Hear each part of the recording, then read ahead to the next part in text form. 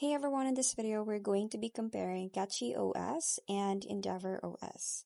Now for the performance optimization, the CachyOS is highly optimized kernel, so that is Bohr scheduler, while the EndeavourOS on the other hand, it's just a standard Arc kernel.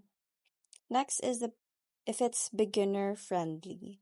So for CachyOS, it has GUI installer, so it means that it's easy to set up. While the Endeavor, on the other hand, it also has a GUI installer, so it's really great for documents.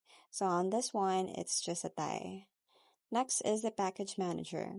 So the CachyOS, it has Pacman plus CachyOS repo, while the Endeavor, it has Pacman plus AUR helpers. So the CachyOS wins on this one. Next is the community and support.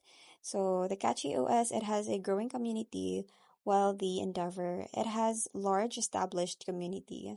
So on this one, Endeavor is better. And lastly is desktop options. So the CachyOS, it has multiple DE choices, while the Endeavor, it also has the same, which has multiple DE choices. So they are a tie on this one, but it depends on what you need and what you want. So that's pretty much it. I hope you find this comparison helpful. Thanks for watching, and I'll see you in my next one. Bye!